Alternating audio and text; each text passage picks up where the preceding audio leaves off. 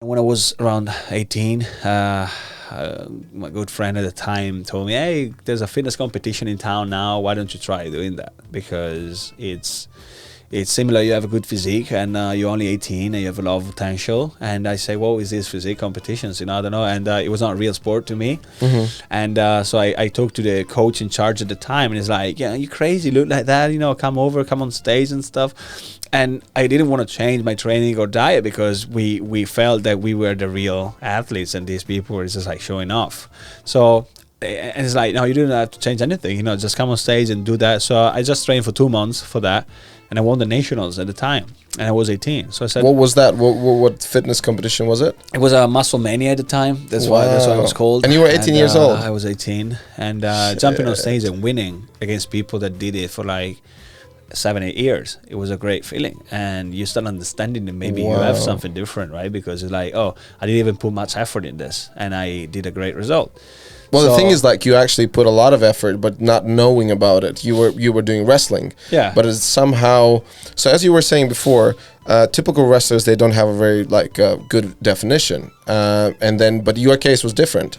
Or in those 2 months, you said while you were preparing, you actually get that definition? No, because of course they added some exercises to my workout. So basically, with wrestling, we were going to the basics. So we just got bench pressing and clean and jerk and pull-ups and deadlifts, and that's all you do for wrestling. Because of course, it's helping you when you're in a fight and when you're in a match, because of course you need to lift your opponent, whatever. So there's no need to do like lateral raises and stuff like that for the details of those muscles. Yeah. So them 2 months, I just added some isolation exercises just to add more of a quality, in the overall physique that I was bringing. Did someone told you how to do it, or you just did your own research? That coach, they was bringing like a good team of athletes, told me how to do it, what to do.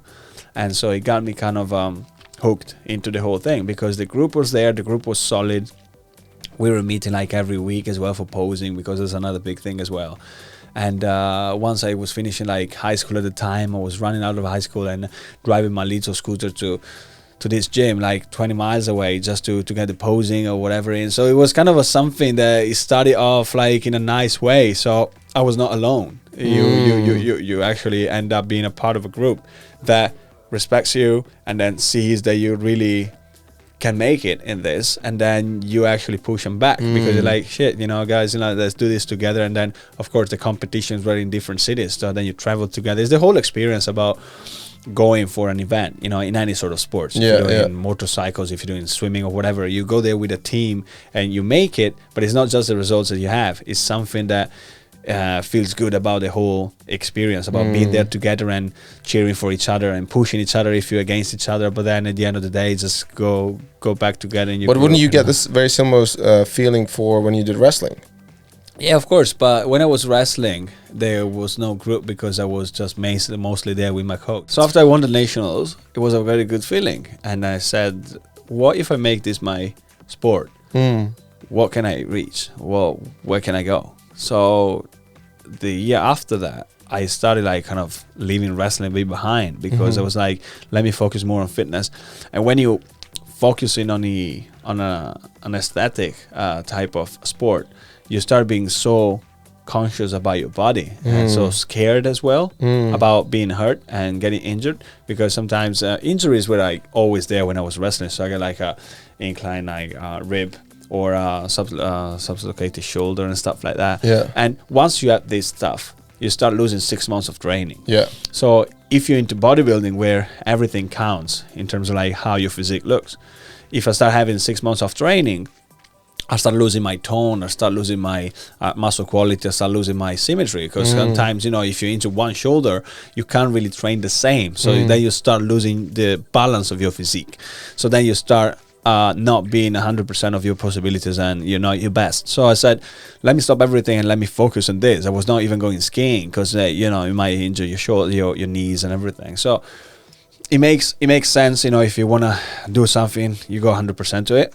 And that's how I always been. And I always gave myself, I gave myself a year and I say, let me see what I can do next year again and the same competition after 1 year of training.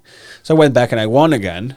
But it was a very good feeling of winning this time, because it was like, oh, I prepped for this and I had this in mind and I visualized this kind of moment throughout the year. So every time I was training, I was looking forward to that. And then I was 19, 20. Finished my high school and I wanted to move to somewhere where was an English-speaking country, because of course I wanted to study, and this got me together as well. They got me closer to nutrition.